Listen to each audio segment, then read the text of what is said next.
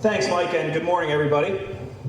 For the record, I hate politics, and I especially hate the politics of this issue, and I don't think Mike could have said it any better. So I want to begin by thanking the sponsors of this event for bringing us all together to have this discussion, this important discussion about the future, really, of our region and the future of this industry. Pittsburgh is doing very well right now. When you compare us to many of the other regions throughout the country, when you benchmark Pittsburgh from an employment standard, from a lot of different other metrics, we're doing better than most. And that's something that I know I'm proud of, and we as Western Pennsylvanians should be proud of as well. And that's a result of a lot of hard work of a lot of people and the recreation of a lot of industries here in southwestern Pennsylvania.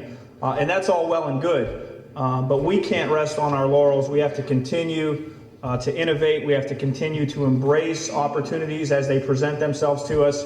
And there's no better opportunity, as far as I'm concerned, than the natural gas industry and of course, Marcellus Shale. I mentioned how much I hate the politics of this issue because it is divisive, and because you have, as Jimmy Kuntz mentioned, the extremes. The one extreme that says, I don't want anything to do with Marcellus Shale drilling, and it's going to ruin my water and ruin everything, and I don't even want to hear it. And then you have the other extreme that says, drill, baby, drill, and may not care so much about what the ramifications or implications are of it. But as far as I'm concerned, with the bright minds and the institutions and the labor workforce that we have here in southwestern Pennsylvania, if we can't figure out a way to balance the two, then shame on us. And, you know, I've been criticized from a lot of environmental groups and others for actually being a supporter of Marcellus Shale drilling. Our city council passed a ban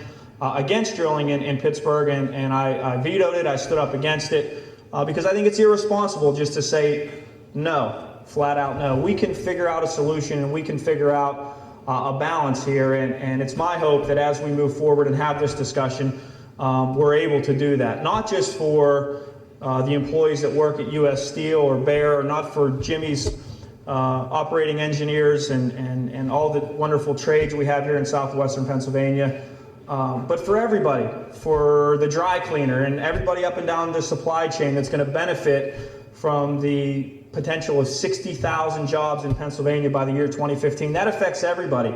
Those 60,000 jobs will create residents that are going to move into our neighborhoods, some of which that are struggling. Small businesses are going to move into our neighborhood business district. So we all have a stake in it, and I couldn't agree more with Mike.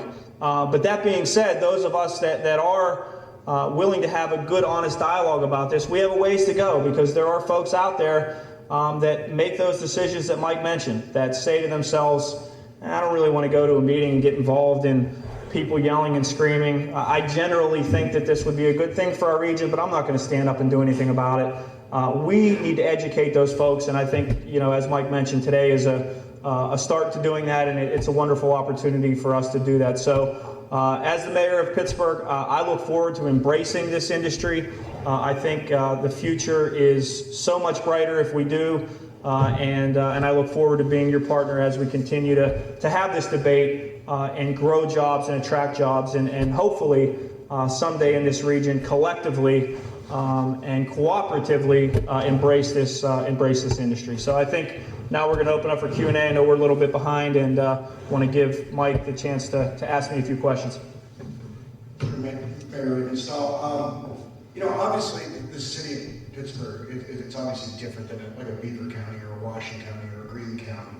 But in what ways can you see, you know, whether it's in terms of manufacturing or other areas as where jobs can be created? What impact have you seen, and what do you see moving forward for the city of Pittsburgh, and whether will that benefit, or if it will benefit, you know, how will it benefit from the boom of the Marcellus Shale? Well, I think you're right, Mike. You know, first and foremost, when I mentioned the ban in Pittsburgh, the reason it frustrates me the most is that, at least as far as I'm concerned, I haven't heard from anybody that even has an interest in drilling in the city of Pittsburgh. Obviously, we're a very densely populated area, and arguably there aren't even any sites in Pittsburgh that you can drill in. Yet our city council felt that they needed to make the statement that we are anti-drilling and we don't want to see this in our backyards. And I think that's what frustrates me most. So, Mike, to answer your question, we're obviously not going to be like the rural areas and the suburban counties are around Pittsburgh. We're not going to be the home to the drilling and the fracking, obviously. That goes without saying. But what we can be the home to is potentially one of these energy companies' downtown office building, right? I mean, that's what we're trying to do. I've heard, unfortunately, from CEOs directly that they feel that they're not wanted in Pittsburgh. They've heard loud and clear that there's a drilling ban in Pittsburgh. And so here I am as the mayor saying, hey, look, we have office space. We're building new office towers, PNC's building. Others are interested in investing. You can have a headquarters office space in downtown Pittsburgh with your name up on the skyline. And they said that's all well and good, but we don't want to move into a city that doesn't want us there. And that's a real problem. That's a real problem for us as we continue to look at ways to embrace the industry and try to create those jobs. So that's one way, is to have, we're a better place to be than southwestern Pennsylvania than in downtown Pittsburgh. Right now that's a hurdle for us. The other way I think the city can benefit is that these good paying Marcellus Shale jobs in many cases will be hopefully given to city residents, which will expand our neighborhoods and grow our tax base and hopefully grow our population. One of the arguments that I make against this flat-out ban against drilling is, the environmental groups are those that are concerned about the environmental issues, and I am too, by the way. Nobody is saying not to address those issues, but they're just so far to the extreme that they don't even want to talk about it. And my response is, well, what about that person who lives on the north side or the south side or the east end or the west end that's unemployed, that could do wonders for his or her family if they were able to obtain a $50,000 a year job in the Marcellus Shale industry, which, by the way, they can certainly do. What about that person that lives in the city of Pittsburgh? I have to be concerned about them too. So I think those are just some of the examples of what the city of Pittsburgh and city of Pittsburgh residents can benefit from this industry. But again, it's a divisive issue, it's a tough issue, but one that we have to begin to be honest with one another and talk about and realize the opportunity. I know Congressman Kritz said opportunity over and over again, but it's the truth. It's an opportunity that we have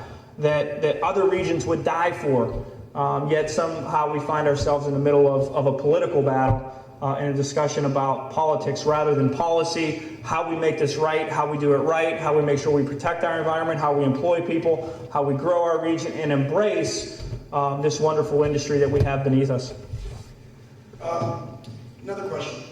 How do you see your role as mayor in terms of, trying to bridge that gap, between those who supported the ban, whether they're elected officials or just activists, and, how do we get to a point where we can actually have an honest discussion about this? Well, I think part of it is being here today. A lot of folks that are close to me or would advise me would say, hey, you're in the middle of this thing and you're upsetting this group of folks, and they obviously are outspoken and will continue to be. But I think I have a responsibility to stand here and talk about what I think are the facts and to embrace this industry. Like I said, for that unemployed person who might live in a city of Pittsburgh neighborhood who's struggling and needs a job. This is a great opportunity. 60,000 of them can be created in this state by 2015. And I think that's important. And so from my perspective,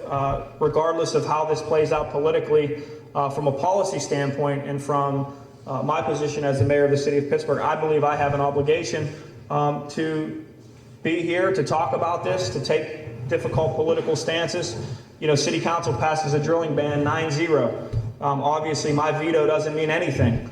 And obviously they overrode it and I couldn't stop it. But I did it not because it was politically popular, because obviously it wasn't. I did it because I wanted to be, hopefully, a voice of reason to the industry that, hey, look, Pittsburgh is open for business. if it's only one person, at least the mayor wants to have a discussion about how we can do this right, and I'll continue to do that as long as I have the opportunity. And that being said, and we need the industry support to do that. We need to make sure that folks know and get the message out there about what the positive side of the industry is. We hear over and over and over again about the negative impacts and what it can mean to our environment and to our water, and not so much, at least from my perspective, about what good this can do. And so I'll continue to talk about what good it can do, and hopefully we collectively can get that message out as well. Okay, last question. As we move forward, what specifically can organizations like CEA or some of the other industry organizations that are out there, or actors, what role do you see in groups like this and what we can do moving forward and helping to elevate the debate within government?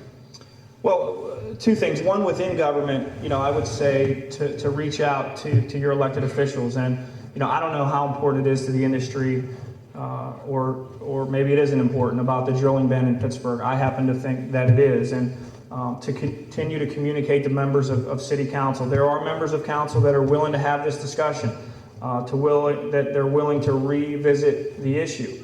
And so I think advocating or outreach to members of Council would be critically important to Pittsburgh, to try to remove that ban and perhaps put language in place to talk about drilling responsibly and protecting the environment and doing things in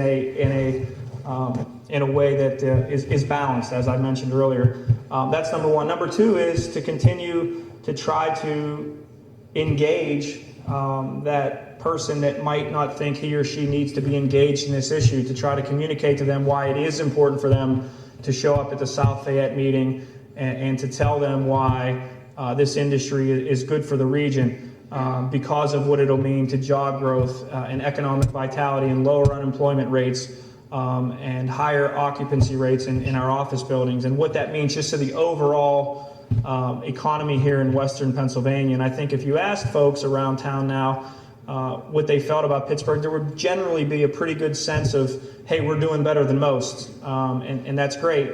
But this gives us an opportunity not just to do better than most, but to continue to grow and to continue to create good paying jobs. So I think not only advocating to elected officials who are so extreme that they're not even willing to discuss the issue, I think we need to try to find a way to get them back into the discussion, number one. And then number two is to begin to try to think about how we engage the average person who's sitting at home, who doesn't really object to or not want to see the industry grow, but just doesn't feel like he or she has a stake in the game. We need to communicate to them and educate them on why they do, in fact, have